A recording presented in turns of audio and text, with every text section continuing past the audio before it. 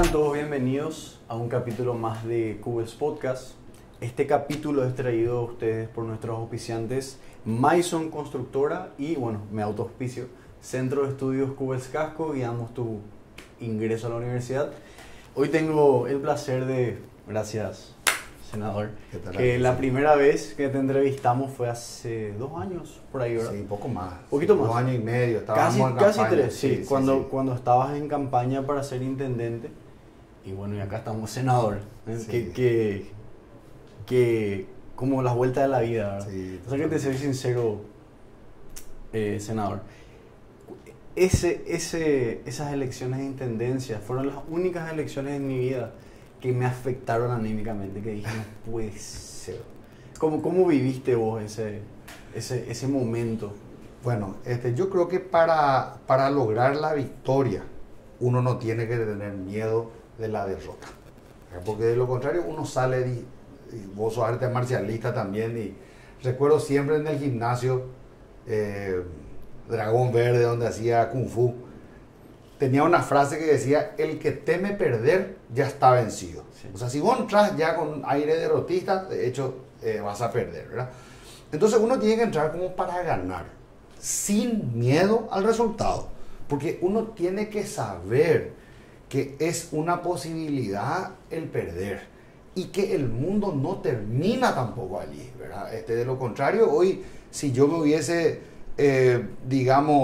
ya vencido después de dado por vencido después de esas elecciones, quizás decías, no, lo mío no es esto, sigo nomás en el sector privado como hace 25 años, ¿verdad? Siempre, y punto. Pero yo creo que allí eso también me sirvió de fortaleza, porque yo me habré dado 1 mes y pico de luto, por decirlo así, o de duelo, ¿verdad? Para recomponer la fuerza, y después ya empecé a meterle nuevamente en la campaña para el Senado, ¿verdad? La interna primero y después la general.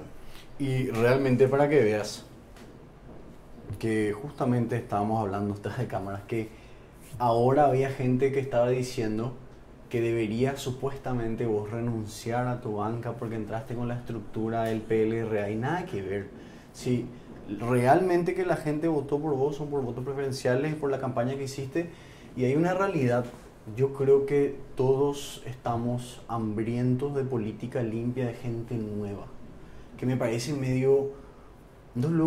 es absurdo decir, bueno, quiero un cambio votando por la misma gente que tiene la misma estructura, que obviamente no vamos a llegar a ningún lado. Te quería preguntar, habíamos hablado que hace 5 meses estás como senador, ¿y qué tal este nuevo desafío? ¿A qué tenés que enfrentarte en la Cámara?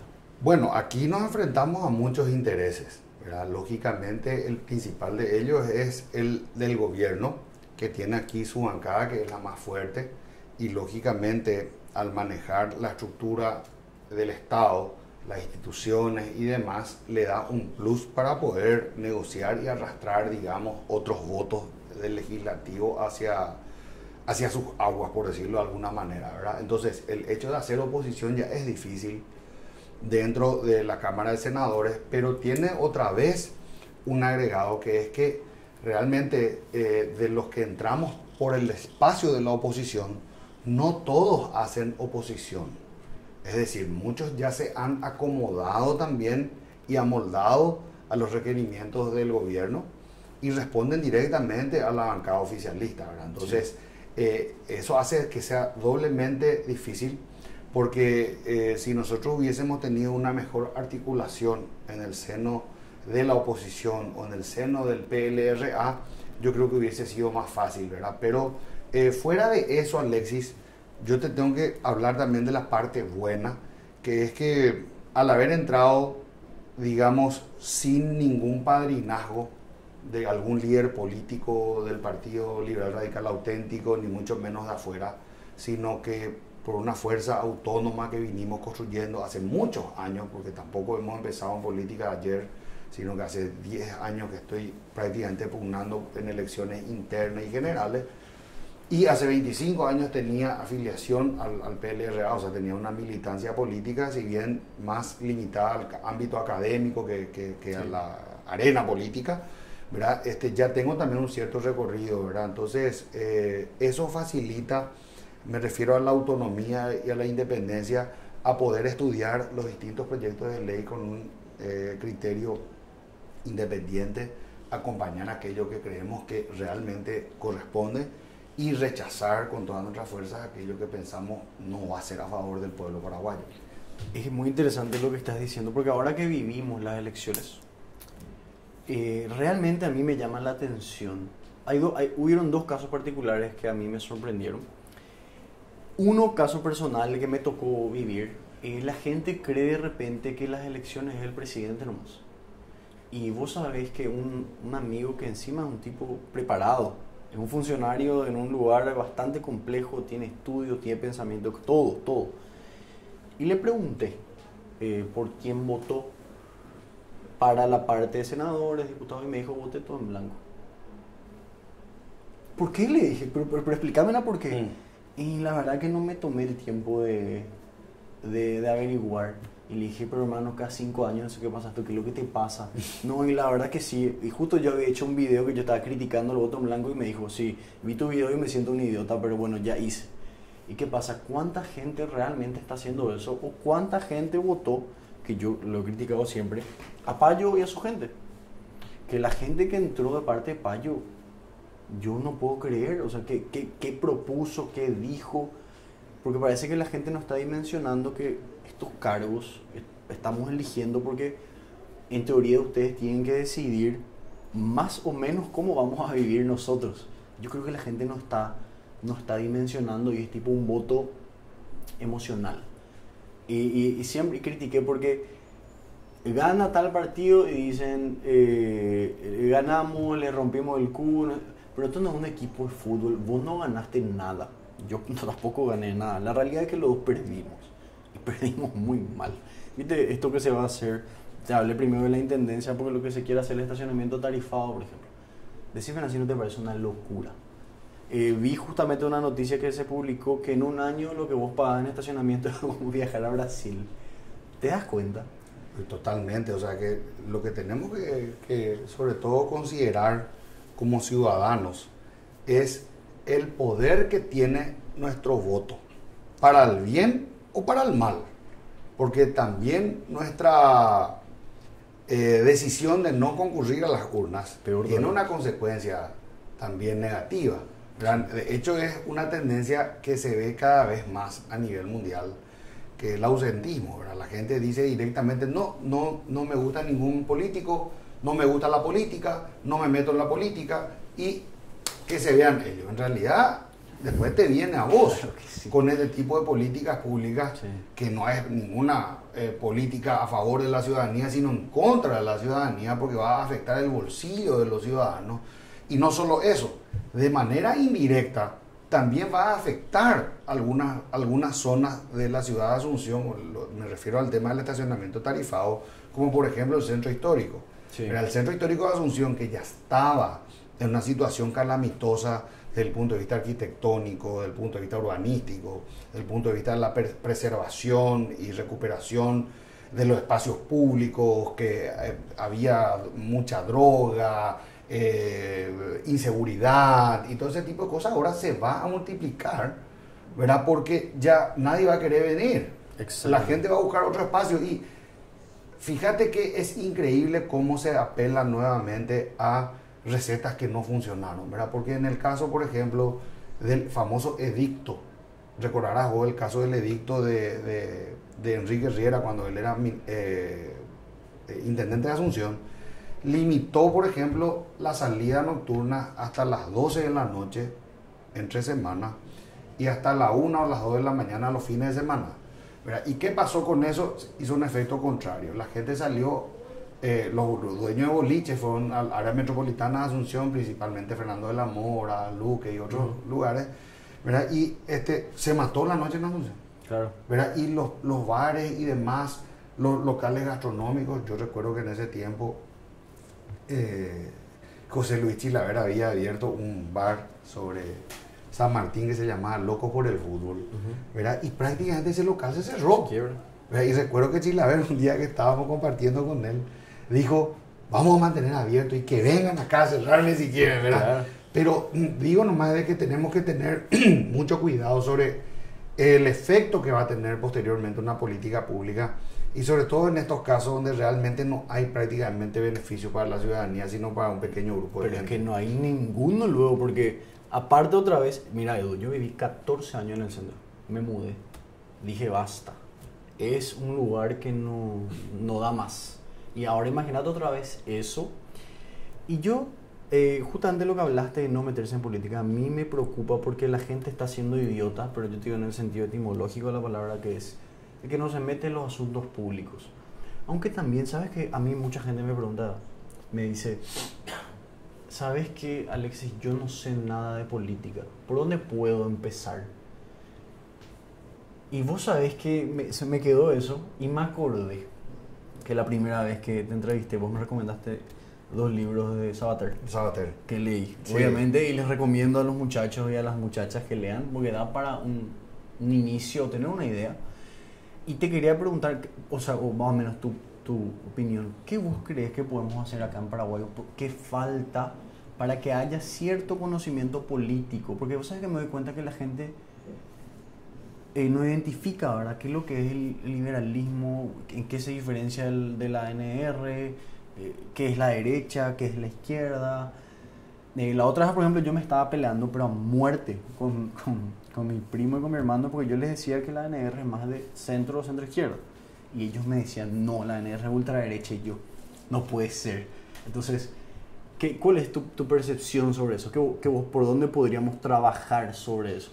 Mira, principalmente, Alexis, yo le digo a los jóvenes una frase que decía Manuel Gondra, que fue un gran maestro de la juventud, gran maestro, fue director del Colegio Nacional, profesor de varias materias, pero sobre todo fue el principal jefe político del Partido Liberal en la primera mitad del siglo XX, ¿verdad?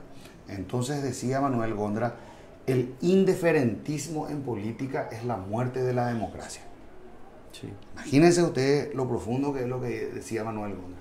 Cuando uno es indiferente, o sea, hablando en nuestros términos más coloquiales, no me calienta lo que pasa en la política, ¿verdad? Cuando uno dice no me calienta, no me importa que explote todo, en realidad lo que estamos haciendo es matándole a la democracia, Claro. ¿verdad? Porque a medida que las instituciones democráticas se degradan o se dinamitan, como en este caso estamos experimentando desde el inicio de este nuevo periodo, con un copamiento absoluto de los poderes del Estado, porque ¿qué es lo que dice el artículo 3 de la Constitución Nacional? Que existen 3 poderes del Estado que deben controlarse mutuamente. El sistema de recíproco control. Eso es lo que dice el artículo 3 de la Constitución Nacional. O sea, una de las funciones fundamentales que tiene el legislativo es el de controlar lo que hacen el ejecutivo y el judicial.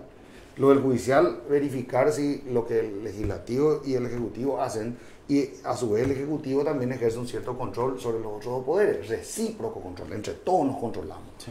Sin embargo, cuando todos los poderes se someten al poder ejecutivo, como en este caso, es una dictadura disfrazada. Claro. O una mascarilla democrática, que es lo mismo. ¿Qué es lo que tenemos hoy? Jueces, fiscales, incluso ministros de corte que están arrodillados al poder político. Sí. Vemos que el legislativo carece de criterio. Hoy día ya es prácticamente un pasapapeles. Sí. ¿Verdad? Entonces, lo primero que tenemos que entender es cómo funciona la democracia, cómo funciona una república, ¿verdad? Y en base a eso, interiorizarnos un poquitito sobre el funcionamiento de las distintas instituciones, del organismo extrapoder, a partir de ahí realizar las primeras críticas, aunque a veces fallemos. ¿Cuántas veces uno escucha la crítica de un joven, pero por lo menos es una crítica, ya demuestra un interés, Sí. ya no es indiferente ese joven? Entonces nosotros tenemos que alentarle y aplaudirle a aquel que dice, no importa que diga una locura o lo que sea, pero que se involucre. Y el segundo paso, yo diría, es empezar a militar. Sí. No importa cuál sea la bandera que tomen, ¿verdad? Nosotros lógicamente tenemos nuestras banderas, que son las banderas de la libertad, pero que agarre cada uno la bandera que quiera y que luche por su bandera, ¿verdad? Ya habremos de coincidir en algunos puntos, porque como vos decís, por ejemplo, el caso de la ANR, el Partido Colorado,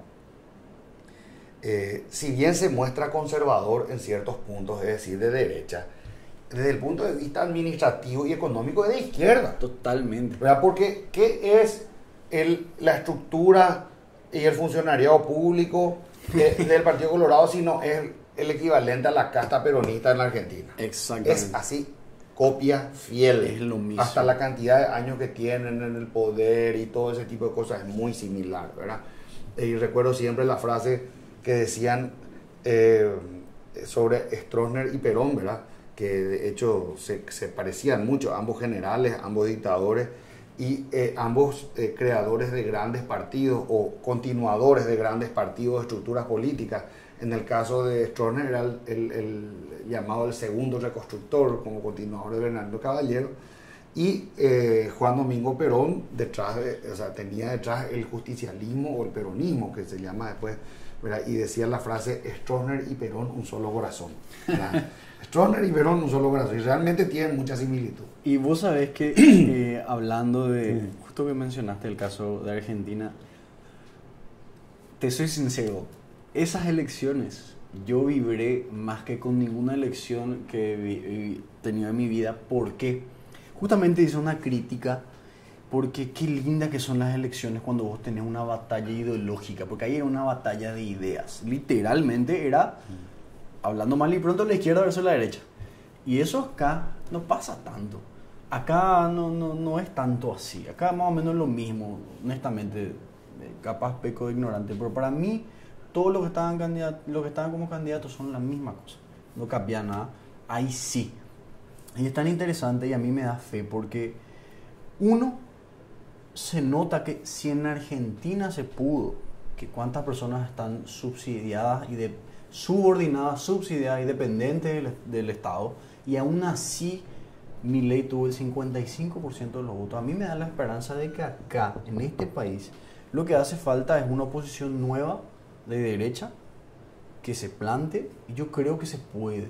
Realmente eso a mí me animó muchísimo, no sé, es como que fue ahora Alexis tienes que entrar en política, algo así, como se me prendió. Y bueno, ahí entra a través del debate y te quería preguntar, ¿cuál es tu opinión sobre Milei y sobre lo que es el libertarianismo? Aunque en teoría, bueno, el libertario como tal 100% no es posible, ¿verdad? Pero él se define en la práctica como liberal libertario. ¿Cuál es tu opinión? Porque justamente una vez leí que tuiteaste, que vos especificaste que vos eras liberal. Y yo también, no sé por qué la gente pensaba que yo era libertario, yo especifiqué que soy liberal. O sea, ¿cuál es tu opinión de lo que pasó en Argentina y de las ideas que habla Milei y de lo que es ser libertario? Bueno, yo sobre todo creo que como liberales que somos tenemos que celebrar la democracia, en primer lugar, ¿verdad? Porque no puede existir liberalismo sin democracia y viceversa, ¿verdad? Claro. O sea que de hecho algunos le llaman directamente democracia liberal. Y la Argentina ha demostrado una gran fortaleza democrática en la última elección. Imagínate vos cuántos años de yugo peronista, de gobiernos K, ¿verdad? Que sometían al pueblo a través del asistencialismo, y las ayudas sociales y todo ese tipo de cosas, que ya Eligio Ayala en su momento criticaba y decía que ninguna asistencia puede ser permanente ni unilateral ni ilimitada, sí. O sea que uno tiene que poner ciertos límites y tiene que limitarse también a un tiempo, en monto y en periodo, ¿verdad?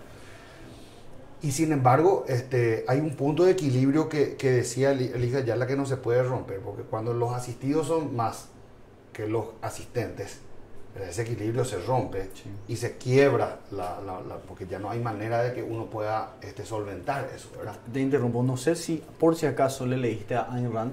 Sí, claro. La rebelión de Atlas. La rebelión de Atlas. Decime, sí. Si ese no es ficción, obviamente, pero ahí te explica claramente lo que estás diciendo. Claro. Yo me refiero a Ayala, a los Ayala generalmente, porque tuvieron realmente una visión muy adelantada a la época, incluso a Hayek, a Mises y a otros, ¿verdad? Porque la maduración de los Ayala se da en la función de gobierno. Por ejemplo, vos le lees a Eligio Ayala en Suiza y lo lees posteriormente cuando está en función de gobierno y cambia su visión, ¿verdad? Eusebio Ayala es uno hacia el 20, es otro hacia el 30, ¿verdad? Pero es muy importante la visión que tienen sobre el asistencialismo y demás, ¿verdad? Y si Milei los leyera, realmente se sentiría orgulloso de que hayan habido gentes aquí en la región que compartían su visión sobre el tema. ¿Podríamos decir que en la época que estaban ellos fue la época más próspera de Paraguay? Indiscutiblemente, ¿verdad? Imagínate vos que hace más de 100 años teníamos tren eléctrico en Asunción. Tranvía teníamos. El sistema metropolitano, recuerdo que vos estabas en una oficina hacia las Mercedes, ¿verdad? Ahí llegaba el tranvía. Vos salías de tu casa, tomabas el tranvía y venías al centro, ¿verdad? Vos te querías ir a Sajonia, tomabas el tranvía, te ibas a Sajonia. Vos te ibas a otras partes, a la Recoleta, tomabas el tranvía, te ibas. O sea, imagínate vos, ¿verdad? Vos te querías ir en tren a Encarnación, te ibas a Buenos Aires, tomabas el ferry conexión a Posadas, te ibas. Hoy día no tenemos 1 kilómetro de vía férrea. ¿Por qué será que la gente cree? Esa fue la defensa de los cabras, que el liberalismo es sinónimo de quitar derechos. Yo digo, hermano, ¿qué derecho lo que te van a quitar? Mira, estás en la pobreza absoluta. Y lo mismo, acá la gente me habla a mí de liberalismo, que acá estamos en el liberalismo. Acá no hay nada, no hay nada.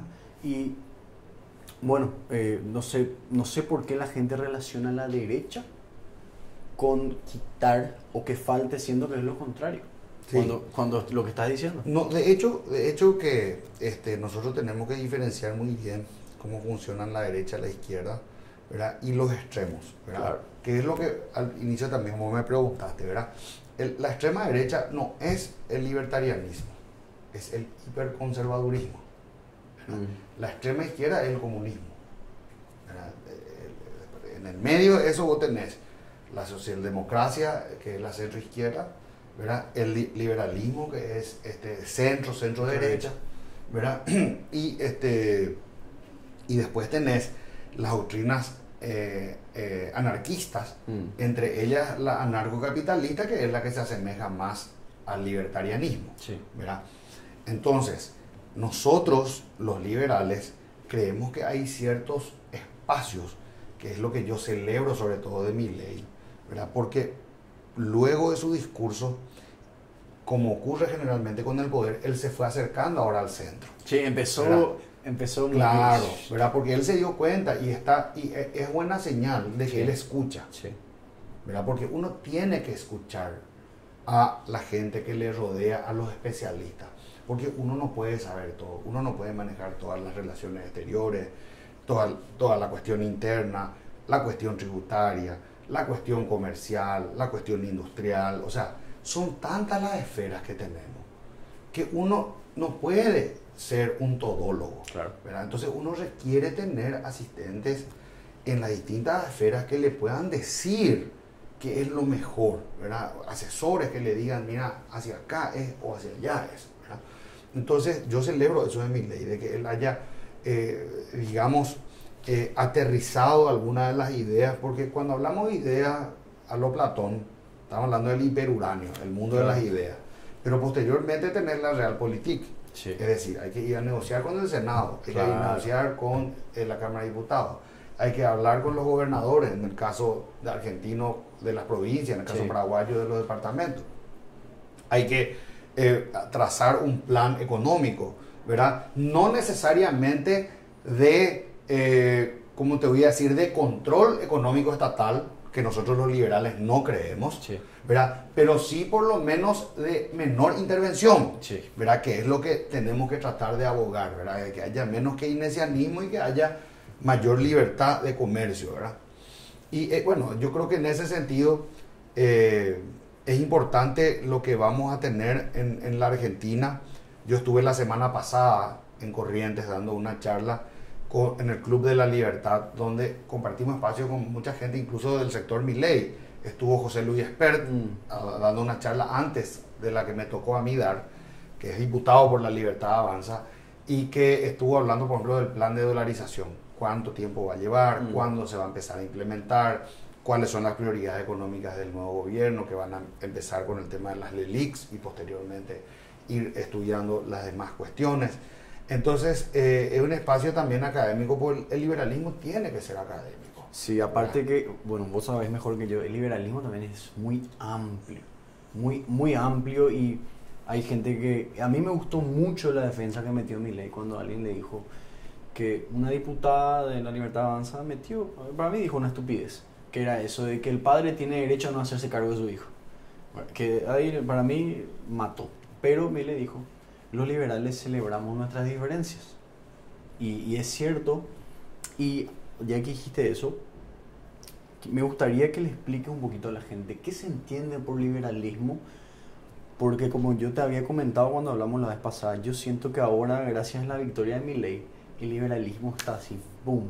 Imagínate, Elon Musk le está citando en Twitter a Milei, o sea, está poniendo los videos de Milei y me parece algo increíble, creo que eso es algo que nunca pasó. Y bueno, si le puedes comentar un poquito a la gente, para que la gente tenga una idea de qué es el liberalismo, porque pasa algo interesante. En Estados Unidos, por ejemplo, los liberals, son la izquierda. Es como que se da ahí una confusión de términos. Si le podés explicar un poco a... Claro que sí. Bueno, el liberalismo empieza en lo político principalmente con las ideas de John Locke. John Locke en Inglaterra, que es considerado el padre del liberalismo, hablaba en sus dos tratados sobre el gobierno civil que teníamos que poner límites al poder absoluto del rey. Que el rey no podía tener poder de decisión sobre la vida y la muerte de todos los súbditos. Entonces se inicia el famoso proceso parlamentarista, que es bicameral en el Reino Unido. En Inglaterra tiene la Cámara de los Lores, que sería el equivalente al Senado, y los Lores eran todavía indicados por la corona, pero tenían que ser personas notables, o sea, tenían que ser lores.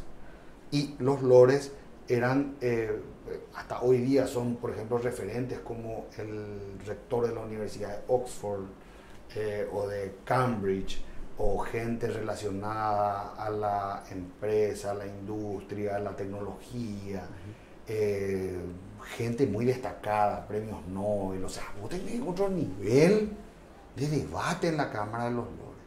Y después tenés la Cámara de los Comunes, que es la Cámara de lo que le llaman en los Estados Unidos los representatives, ¿verdad? Sí. La Cámara de los Representantes, ¿verdad? Que sería el equivalente a los diputados, que representan más directamente a la ciudadanía, ¿verdad? Y eso hizo a que evolucione el sistema político con un freno a la monarquía en el Reino Unido, pero cuando las ideas liberales pasan del Atlántico a los Estados Unidos, porque las ideas de John Locke inspiran a la independencia de los Estados Unidos, y posteriormente vuelven a pasar al Atlántico e inspiran a la Revolución Francesa, luego del llamado siglo de las luces, ¿verdad? Que fue el siglo XVIII, justamente donde aparecen estos grandes pensadores, Montesquieu, Voltaire, Rousseau, que hablan sobre todo de que el hombre, el ser humano, es el centro de todo y no Dios, que era antes el teocentrismo, ¿verdad? Independientemente de una cuestión religiosa, que lógicamente todos nosotros tenemos libertad de culto para el liberalismo, ¿verdad? Y todos tienen derecho a eso. El liberalismo hoy no es anticlerical, sino es aconfesional y es laico y respeta la libertad de culto, que es algo muy importante para que toda la sociedad podamos vivir en paz, no como ocurre en algunas regiones, como entre Israel y Franja de Gaza, donde hay un problema gravísimo que tiene tinte religioso. Sí. Eso en el liberalismo no ocurriría, ¿verdad? Porque estarían viviendo en libertad, cada uno con su culto y sin problema, ¿verdad? Entonces, ese liberalismo o esas ideas liberales que vienen del término libertad, ¿verdad? Llegan, se imponen y luego se trasladan nuevamente a este lado del Atlántico, generando el proceso de independencia de los países hispanoamericanos. Sí. Y todas las revoluciones y todas las repúblicas son inspiradas en la Revolución Francesa. Por eso nuestra propia bandera paraguaya tiene los colores de la bandera de Francia. Sí. ¿Verdad? ¿Por qué? Por la Revolución Francesa. Nosotros estamos inspirados en la Revolución Francesa, ¿verdad? Y los principios en ese momento eran, y esto es importante también, ¿verdad? identificar la derecha de la izquierda o lo que defiende cada uno, ¿verdad? El liberalismo, el socialismo. La igualdad, la fraternidad y la libertad. Los que estamos más con la libertad somos los liberales. Los que están más con la igualdad son los socialistas. Sí. Y los que están con la fraternidad son más los nacionalistas, ¿verdad? Hay un puente que se tiene que crear, claro, entre todos para que podamos vivir fraternamente en libertad y en igualdad, porque nosotros buscamos también la igualdad, no el igualitarismo, que es muy diferente, sino la igualdad de derechos, de todos los seres humanos, la igualdad ante la ley, la igualdad de oportunidades, de que un chico de Tomatí o de Guayaquil tengan las mismas oportunidades que un chico de Asunción. Y por eso es que los liberales creemos en la existencia necesaria de un Estado, pero en un minarquismo, en un Estado más pequeño, ¿verdad? Sí. Que no se dedique a cuidar y a cautelar toda la esfera de los acontecimientos de la vida, sino que se limite a la defensa nacional, a las relaciones exteriores, a la seguridad interna, que es el Ministerio del Interior, ¿verdad? Y a la justicia, y lógicamente salud y educación, ¿verdad? Porque un chico que está en la calle, ¿verdad? Que fue abandonado por los padres que son drogadictos, por decirlo así, alguien se tiene que hacer cargo de ese chico. Por eso es que creo que, bueno, coincidimos que no me declaro libertario, porque si fuera un mundo libertario sería un mundo, este mundo que genera, o este país aparte que genera John Galt en la rebelión de Atlas, que es de los más capaces, y cada uno por su cuenta más o menos, que en un mundo utópico puede ser, pero hay una realidad. Hay gente que realmente no tiene las mismas oportunidades, que eso es lo que abogamos. Por eso es necesario un Estado, como decís. Y es interesante porque yo tengo siempre este debate. Yo les digo, la manera de hacer que el Estado sea eficiente y realmente brinde salud, educación, seguridad y todo lo que mencionaste es achicándolo. Porque mientras más grande es, la verdad que no sé los porcentajes, pero creo que algo así como 80%, 90% se van salarios. Creo que a educación no sé ni cuánto se va. Y me consta cómo funciona el Estado, porque recordarás lo que fue Una No Te Calles. Claro, por supuesto. Yo tengo el orgullo de decir que yo y 5 o 6 compañeros locos fuimos los que empezamos ahí, los que nos fuimos a pintar carteles, ahí estábamos. Y vos sabés que después vimos las planillas de lo que el Estado, o sea, el dinero que da. Qué vergüenza, pero te digo por qué vergüenza, decía 20 millones de guaraníes cortinas, no había una cortina. ¿Sabes qué hacían? Pintaban las... Después otros 40 millones uniformes de los funcionarios. Ahí no había ninguno uniformado, ninguno. Después, y así vos ves como... Y no sé, yo me llevé una gran decepción porque me fui a la universidad y en teoría yo me fui a lo mejor que me puede dar mi país. En teoría. El laboratorio era una cocina. Así una cocina, o sea, no sé qué era. Algo, ponerle que era un intento de laboratorio. Había microscopios, claro, pero podemos mucho más. ¿Y cómo vamos a poder mucho más? Achicando el Estado, dejando de malgastar. Por eso es que apuntamos a lo mismo, que es reducir el Estado. Y la gente cree que reducir el Estado es lo que estuvieron... Sacar derechos. Claro, lo que gritaron los K hasta romper su garganta es sacar derechos. Y no es así. Al contrario, es para que... No sé, mira cómo era Paraguay cuando estábamos en la era dorada del liberalismo. Cómo era Argentina cuando estaba en la era dorada del liberalismo. No estábamos como estamos ahora. Sobre todo tenemos que entender, para aterrizar más fácilmente los conceptos, ¿verdad? Del liberalismo, de que básicamente defiende 3 principios: defensa de la vida, defensa de la libertad y defensa de la propiedad. Y esos 3 principios cardinales que se plasman en nuestra Constitución Nacional, porque nuestra Constitución Nacional es de corte liberal, así como hemos tenido la Constitución de 1870 también, que era de corte liberal. ¿Por qué nosotros sabemos que es así? Porque ¿cuál es el bien jurídico protegido más importante en la Constitución? La vida. Lo primero que te habla es los primeros artículos de la Constitución de la vida. La protección de la vida, la fuente, todo eso, ¿verdad? ¿Y cuál es el crimen más deleznable y que tiene mayor expectativa de pena? El homicidio, ¿verdad? El siguiente es la libertad.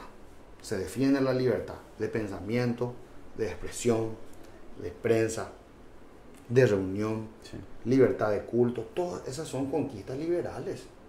Todas esas son conquistas del liberalismo universal, sí, ¿verdad? Y entonces, ¿cómo eso se plasma en la Constitución Nacional? A través de los articulados y también las penas que están previstas para lo que son delitos o crímenes contra la libertad de las personas, como por ejemplo el secuestro, sí, ¿verdad? Es lo que tiene mayor expectativa de pena después del homicidio. Y luego la protección de la propiedad, que cuando hablamos de propiedad puede ser propiedad inmueble, puede ser propiedad intelectual, ¿verdad? Que fue una gran revolución también que se dio con la propiedad intelectual, porque el grado de desarrollo de un país se mide por la cantidad de inventos que uno registra. Mira, por ejemplo, ¿cuántos inventos registran los surcoreanos versus cuántos inventos registra la República del Paraguay o la República de Bolivia? Definitivamente estamos... Me gustaría saber algo que inventamos. Sí, hay algunos registros industriales y demás, planos, hay inventos que se registran, ¿verdad? Porque la propiedad intelectual también puede ser una marca, puede ser una cosa, ¿verdad? Entonces sí, hay, pero en comparación con los países más desarrollados es muy grande la diferencia. Entonces, vida, propiedad y libertad, estos tres principios defiende el liberalismo, pero sobre todo defiende el bolsillo de la gente. ¿Y por qué? Recuerden que el liberalismo nació luchando contra el absolutismo monárquico. Y el absolutismo monárquico, ¿qué es lo que te dice? Yo tengo derecho como rey a cobrarte un tributo, un impuesto. Impuesto dice imponer, yo te impongo tanto por ciento de tu cosecha, 50% de tu cosecha te saco. Que es lo que los primeros liberales decían, esto es injusto. Sí. Y por eso en nuestra Constitución Nacional dice que no se pueden crear impuestos sino por ley. Solamente la ley puede crear impuestos. Sí. No puede ser el Ejecutivo, el Presidente de la República, vamos a crear unos impuestos. No, tiene que pasar por el Congreso, todo, para que se pueda crear. Y ese impuesto no es otra cosa que el dinero que yo saco de tu bolsillo.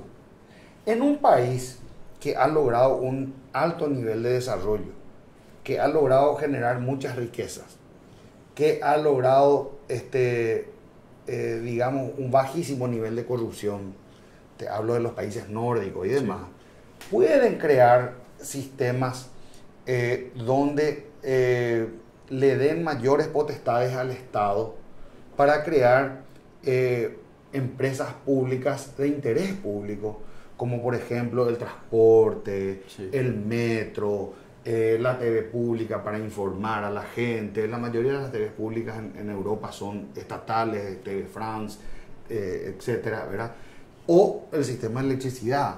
En Francia, por ejemplo, y salió la tercera empresa más eficiente del mundo, la empresa de electricidad de Francia. Imagínate, y una empresa estatal, sí, ¿verdad? Pero han llegado a un nivel de desarrollo y de baja corrupción y demás que hace que eso compita. Y puedes confiar. Puedes confiar, pues si comparas con la ANDE o la SAP, acá estamos fritos, ¿verdad? Acá está monopolizado otra vez por el Estado. No puede hacer nada. Por eso, ¿verdad? Entonces nosotros ahí nos damos cuenta de que en Europa pues se compara mucho eso y te dicen sí, pero en Europa tienen sistemas de impuestos más altos, progresivos, demás, está bien. Pero ¿qué? ¿Cuál es tu retorno? Claro. ¿Verdad? Vos tenés transporte público, tenés esto, tenés educación, tenés salud. Allá la mayoría de los colegios tienen el mismo nivel. Y yo celebraría que el día de mañana todos los colegios de Paraguay tengan el nivel educativo de Finlandia. Y vos sabés que es preocupante porque, bueno, yo como docente te digo, los colegios privados, su nivel es, ¿qué será o qué serán esos colegios públicos que no reciben nada, no reciben aportes suficientes?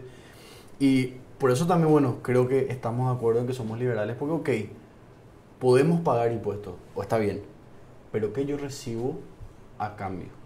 Yo por lo que aporto en IPS, yo podría pagarme un seguro médico privado buenísimo, pero ahora ¿qué pasa? Aparte de aportar en IPS, tengo que pagarme también el seguro médico privado. Y eso es un gran problema. y que bueno, ahora ustedes están pelando este tema de las jubilaciones y demás. Si podés comentar un poco también a la gente qué es lo que está pasando.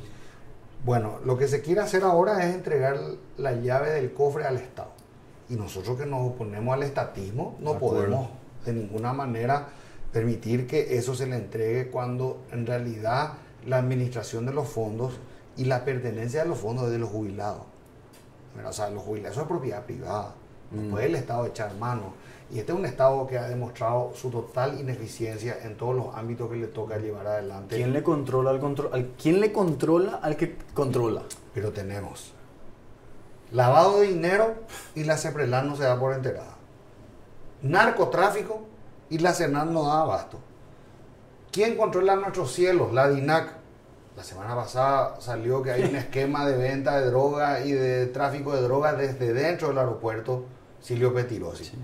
¿Quién controla el tráfico de armas o las armas acá de Imabel? Resulta que está metida en el tráfico de armas a través de algunos de sus funcionarios y demás.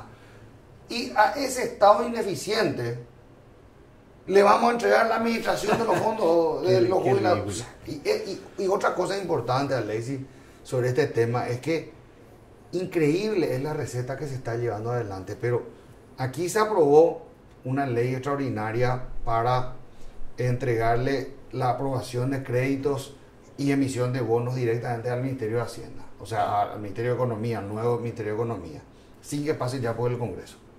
Se le saca una atribución constitucional al Congreso que debería de limitar este tipo de cuestiones y se le entrega un cheque en blanco al Ministerio de Economía. Mira, pero sin ninguna contrapartida. Sin ninguna contrapartida lo que va a pasar, pero esto ya se hizo en Venezuela, se hizo en Argentina y ahí vemos, Argentina no tiene reserva.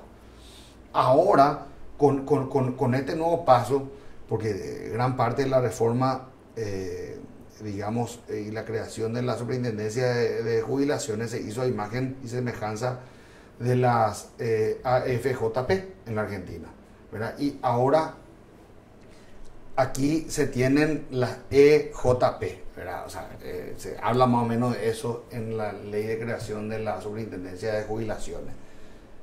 ¿A quién le estamos copiando, Alexis? Dios mío. O sea, a los que fracasaron. Te juro, es que no sé, para mí, honestamente. Y ahí volvemos a lo mismo que hablamos al rato de Stroessner y Perón en un solo corazón. O sea, vamos a copiar lo que fracasó en el mundo, en la región. Para mí, honestamente, la política, así como está en Paraguay, es un meme. No tiene sentido. Es un meme. No tiene sentido nada de lo que hacen. Y hablando del sinsentido dentro de la política paraguaya, vos estuviste ahora en el ojo de la tormenta porque anunciaste tu renuncia al PLRA. Y si puedes comentar un poquitito por qué renunciaste y también, bueno, a qué estás apuntando a crear. Y nada, quiero nomás hacer un hincapié, que acá en Paraguay la verdad que siempre el Partido Liberal fue como que se asoció como que de izquierda. Es más, me acuerdo, vi una entrevista en la que Efraín decía, yo soy de centro izquierda. Entonces, ¿qué es lo que está pasando? Bueno, definitivamente, y ese fue uno de los motivos de mi renuncia, ¿verdad? Pero no el principal, ¿verdad? Porque yo todavía pensaba que dentro de una reforma estatutaria eso se podía corregir, ¿verdad? Sí.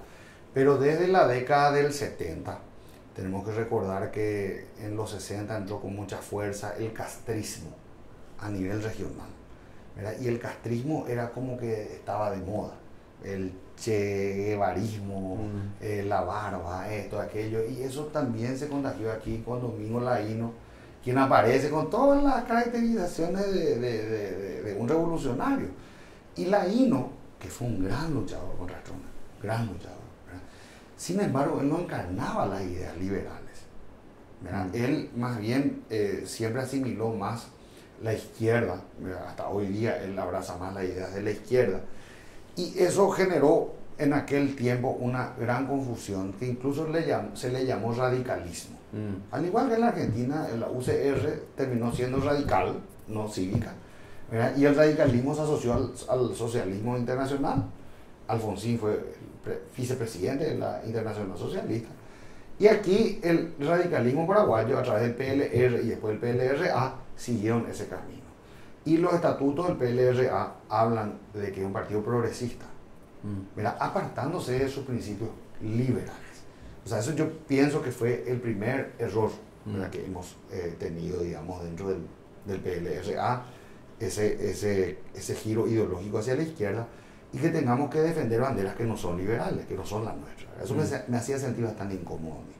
Pero fuera de eso, porque hay buena gente en todas partes, no tiene nada que ver el pensamiento de cada uno, y yo creo que sobre todo en un espectro extrapartidario, no solamente es importante, sino que es necesario hablar con todos, no solamente con los que son del espectro opositor, sino el día de mañana también con los colorados, con todos tenemos que hablar, no podemos cerrar nuestra democracia, ¿verdad? Pero fuera de eso, el giro que fue tomando el partido por su falta de vocación opositora y por plegarse la mayoría de sus representantes partidarios en el Congreso directamente al cartismo, quizás que yo en un momento dado diga, ¿qué hago en este lugar?